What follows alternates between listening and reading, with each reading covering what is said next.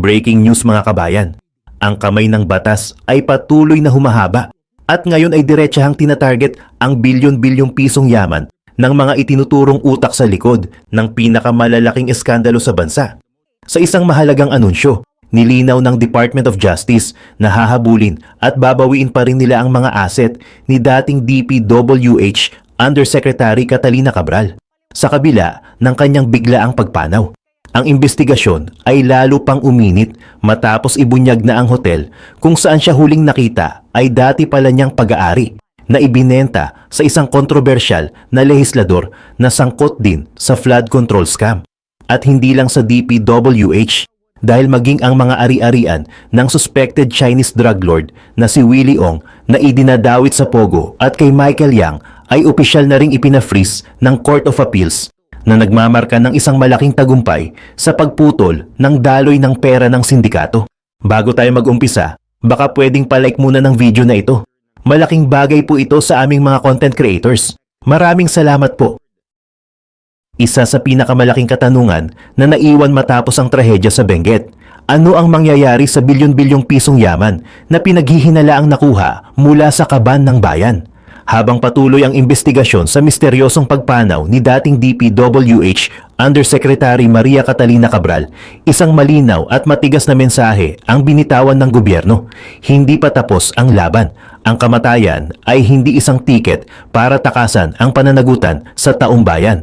Ayon sa isang ulat ng Bilyonaryo News Channel, ipinaliwanag ni DOJ Prosecutor General Richard Fadulon ang susunod na legal na hakbang ng pamahalaan. Sa batas, may dalawang uri ng pananagutan, ang criminal liability o pagkakakulong at ang civil liability na pagbabayad. Totoo na ang criminal liability ni Cabral ay tuluyan ng nabura dahil sa kanyang pagpanaw. Hindi mo na pwedeng ikulong ang pumanaw na. Ngunit nilinaw ni Fadulon na ang kanyang civil liability ay nananatili at buhay na buhay.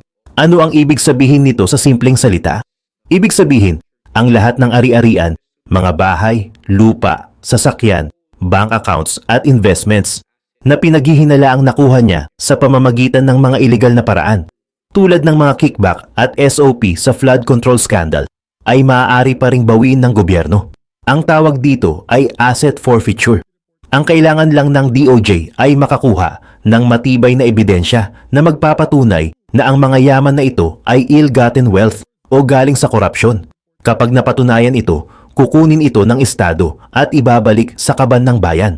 Ang hakbang na ito ay isang malinaw na babala sa lahat ng sangkot sa katiwalian, buhay man o patay.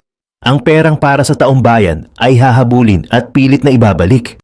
Ang tanong ngayon ay hindi na kung hahabulin ba sila, kundi gaano kalaki ang yaman na posibleng mabawi mula sa isa sa mga sentral na figura ng iskandalo. At saan magsisimula ang paghahabol na ito? Sa mismong lugar kung saan nagtapos ang kwento ni Cabral. Ang misteryo sa likod ng kanyang pagkawala ay mas lalo pang lumalalim. Ang mismong hotel kung saan siya huling nakita, dati niya palang pag-aari at ibinenta sa isa sa mga kontraktor na idinadawit din sa iskandalo. Sa CCTV video ng Ayon Hotel sa Baguio, kung saan tumuloy si dating DPWH Undersecretary Maria Catalina Cabral, makikita ang huli niyang sandali bago natagpo ang uwala ng buhay. Eksklusibong nakuha ng GMA Integrated News ang mga CCTV footage na hawak na ngayon ng mga investigador matapos isilbi ang subpoena sa hotel ng PNP at NBI. Mag-aalauna ng hapon ang unang makikita ang paglalakad ni Cabral papasok ng driveway ng hotel. Makalipas ang 5 minuto, sunod na makukunan ang kanyang SUV na minamanehon ng kanyang driver na si Ricardo Hernandez. Kita sa CCTV footage ang pag-check-in ito sa hotel. Sa 4th floor ng hotel, lalabas sa elevator si Cabral at kanyang driver. Ihahatid siya nito sa kanyang suite, bandang 1:10 ng hapon. Kita din ang pagpasok ng driver sa kanyang kwarto ng 1:20 ng hapon. Sa susunod na video nakuha ng 2:47 ng hapon, kumatok si Cabral sa kwarto ng driver at pumasok ito.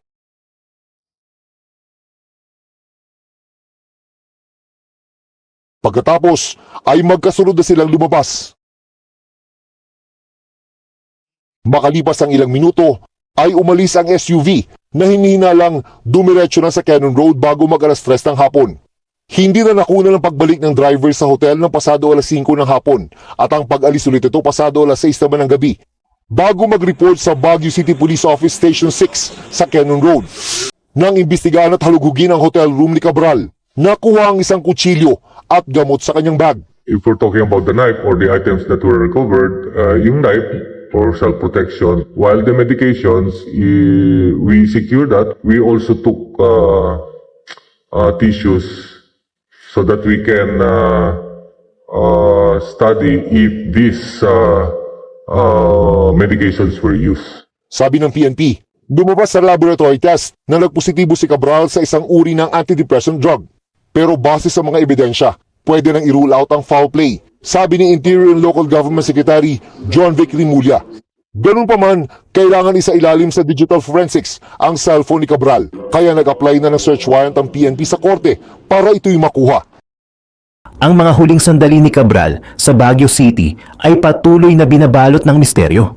At ngayon, isang panibagong pasabog ang binitawan na direktang nag-uugnay sa kanya sa isa pang high-profile personality. Ayon sa ulat ng Bilyonaryo News Channel, inihayag mismo ni DILG Secretary John Vic Rimulya ang isang nakakagulat na detalye. Ang Ion Hotel sa Baguio, kung saan huling nag-check-in si Cabral bago ang kanyang pagkamatay, ay hindi lang basta isang hotel na napili niya ng random. Ito ay dati niyang pag-aari. At dito na pumasok ang pinakamabigat na revelasyon na nagpapatibay sa teorya ng sabuatan. Noong taong 2025, ang hotel na ito ay ibinenta umano ni Cabral kay Benguet Representative Eric Yap. Isipin ninyo ang implikasyon nito. Si Cabral, na nasa gitna ng investigasyon, ay pumunta sa isang hotel na pag-aari ng isang taong idinadawit din sa parehong iskandalo. Ito ay isang malinaw na pruweba ng prior business relationship sa pagitan ng dalawang sentral na figura. Hindi sila estranghero sa isa't isa. Sila ay magkasosyo, magkakilala at konektado. Ang koneksyong ito ay lalo pang nagpatibay sa interes ng mga otoridad. Ibinunyag din na naging pahirapan ang pagkuha ng impormasyon mula sa hotel.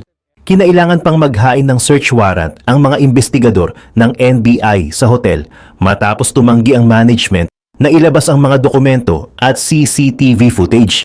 Ang dahilan nila, issue umano ng data privacy. Pero sa mata ng batas, kapag may krimen o investigasyon, hindi pwedeng gamitin ang privacy para magtago ng ebidensya. Kung maaalala natin, si Congressman Yap ay idinadawit sa eskandalo dahil sa kanyang koneksyon sa Silver Wolves Construction at ang kanyang mga asset ay ipina-freeze na rin ni Pangulong Marcos. Ang tanong ngayon, ang pagbabalik ba ni Cabral sa hotel na dati niyang pag-aari ay isang simpleng coincidence lang dahil at home siya doon? O isa itong hudyat ng isang mas malalim at mas madilim na koneksyon? May kikitain ba siya doon? May kukunin? O may iiwanan? Dahil sa mga naglalabas ang koneksyon, naging mas agresibo na ang kapulisan. Ang investigasyon sa pagkamatay ni Jose Cabral ay lalo pang lumalalim at ang Philippine National Police o PNP ay nakatutok na ngayon sa pag-secure ng lahat ng ebidensya. Ayon sa ulat ng Bilyonaryo News Channel, ang PNP ay naglunsad ng isang malawakang evidence gathering operation. Nakikipag-ugnayan na sila sa lahat ng ahensya para masigurong walang makakalusot na detalye na pwedeng magamit sa asset forfeiture o sa paglutas ng kaso. Kinumpirma mismo ni PNP Chief Police Lieutenant General Jose Martias Jr. na ang kanilang atensyon ay nakatuon ngayon sa pag-secure ng mga digital footprint. Kabilang dito ang cellphone at iba pang mga gadget ni Cabral. Ang mga ito ay posibleng maglaman ng mga critical na impormasyon, mga text messages, call logs, emails at bank transactions na magtuturo kung sino ang mga huli niyang kausap at kung saan napunta ang pera. Kasabay nito, kinumpirma rin niya na ang driver ni Cabral na siyang huling nakasama nito at naghatid sa kanya sa bangin ay kasalukuyan ng kinukwestiyon para alamin ang buong katotohanan. Siya ang missing link sa mga huling oras ng buhay ni Cabral. Ang hakbang na ito ng PNP ay kasunod ng naunang operasyon ng NBI, kung saan nagsilbi sila ng search warrant sa hotel room na tinuluyan ni Cabral sa Baguio City. Ayon sa PNP, mahigpit ang kanilang koordinasyon sa ICI at sa iba pang ahensya. Ang kanilang layunin, masigurong ang lahat ng ebidensya ay mapre-preserve at hindi maglaho o mapalitan. Ang bawat text message, bawat tawag at bawat dokumento ay mahalaga ngayon para buuin ang puzzle sa likod ng malagim na trahedya at ng bilyon-bilyong pisong nawawala. Habang hinahabol ang yaman ni Cabral, may isa pang malaking isda ang nasukol na ng batas.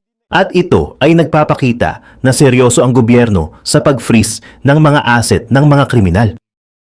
Sa kabila ng mga issue kay Yusek Cabral, ang mga ari-arian ng suspected Chinese drug lord na si Willie Ong na idinadawit din sa Pogo at kay Michael Yang, opisyal ng pinafreeze ng Court of Appeals.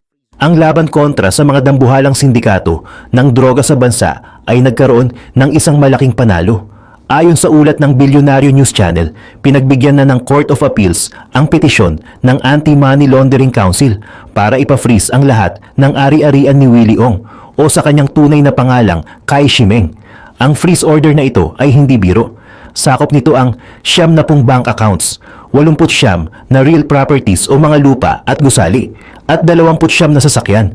Ang mga ito ay nakapangalan hindi lang kay Ong, kundi pati na rin sa kanyang mga kasabwat at sa kanilang mga kumpanya, tulad ng CQM Petroleum at Sunflare Industrial Supply. Ang hakbang na ito ay nag-ugat sa malalim na investigasyon ng House Committee on Dangerous Drugs sa pamumuno ni Surigao del Norte, Representative Robert Ace Barbers. Sa kanilang mga pagdinig, natuklasan na si Ong at ang kanyang mga kasamahan ay mga Chinese citizens pala na nagpapanggap lamang bilang mga Pilipino gamit ang mga pekeng dokumento. At dito na pumasok ang mas malaking koneksyon na nag-ugnay sa droga at pogo. Sa isang hearing, inilabas ang isang matrix na direktang nag-uugnay sa grupo ni Ong sa dating economic advisor ni dating Pangulong Rodrigo Duterte na si Michael Yang. At hindi lang yan. Ayon sa AMLC, ang kapatid ni Michael Yang na si Hong Yang ay isa sa mga nakatanggap ng pondo mula sa pogo ni Alice Guo. Ito ay nagpapakita ng isang nakakakilabot na ugnayan sa pagitan ng pogo operations at illegal drug trade. Iisang network, iisang daloy ng pera. Ang sentro ng investigasyon ng AMLC ay ang kumpanya ni Ong na Empire 999 Realty Corporation. Kung maalala natin, ito ang kumpanya na nagmamay-ari ng warehouse sa Mexico, Pampanga, kung saan nasabat ang 500 at 30 kilo ng shabu na nagkakahalaga ng 3.6 billion pesos noong 2023. Sa pagsilip ng AMLC sa pera ng kumpanya, isang napakalaking anomalya ang kanilang natuklasan. Mula 2015 hanggang 2023, nagkaroon ang kumpanya ng 147 na unusually large bank transactions na may kabuuang halaga na mahigit 1.7 billion pesos. Bakit ito anomalya? Dahil ang kumpanya ay mayroon lamang 2 million pesos na authorized capital at 125,000 pesos na paid up capital. Isipin ninyo, 125,000 piso lang ang puhunan pero 1.7 billion pesos ang transaksyon. Matematika pa lang, huli na. Nadiskubre rin ng AMLC na may 281.9 million pesos na cash at check deposits ang kumpanya na hindi nila iniulat sa kanilang mga financial statement at hindi rin nila iniulat ang pagbili ng 30 real properties, kabilang na ang mismong warehouse kung saan nasabat ang droga. Para sa AMLC, malinaw ang konklusyon. Ang Empire 999 at ang iba pang kumpanya ni Ong ay mga front o palamuti lamang para i-facilitate at labhan ang pera mula sa illegal na droga. Ang tawag dito ay money laundering. At ang perang ito ang siyang ginamit para bilhin ang lahat ng ari-ariang ipina-freeze ngayon ng gobyerno. Sa kasalukuyan, si Willie Ong ay humaharap sa mga kaso ng falsification dahil sa paggamit ng pekeng Philippine passport. At base sa huling monitoring, nakatakas na siya ng bansa noong October 2023 gamit ang kanyang Chinese passport. Mga kabayan, ang mga kaganapang ito ay nagbibigay ng isang malinaw na mensahe. Ang katarungan ay hindi lang tungkol sa pagpapakulong ng tao. Ito ay tungkol din sa pagbawi ng ninakaw na yaman. Sa kaso ni Yusek Cabral, pinapatunayan ng DOJ na hindi hadlang ang kamatayan para habulin ang ill-gotten wealth.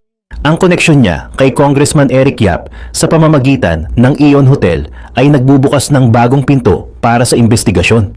Sa kaso naman ni Willie Ong, pinapatunayan ng AMLC at Court of Appeals na kayang pilayin ng gobyerno ang operasyon ng sindikato sa pamamagitan ng pag-freeze ng kanilang bilyon-bilyong asset. Ang dalawang kwentong ito ay magkakaugnay sa iisang prinsipyo. Crime does not pay. Maaaring makatakas ang tao sa pamamagitan ng pag-alis ng bansa tulad ni Ong o sa pamamagitan ng kamatayan tulad ni Cabral. Ngunit ang kanilang yaman na galing sa masama ay mananatiling target ng batas. Patuloy nating babantayan kung magkano ang mababawi ng gobyerno at kung saan ito mapupunta. Dahil sa huli, ang bawat pisong mababawi ay tagumpay ng bawat Pilipino na tapat na nagbabayad ng kanilang buwis.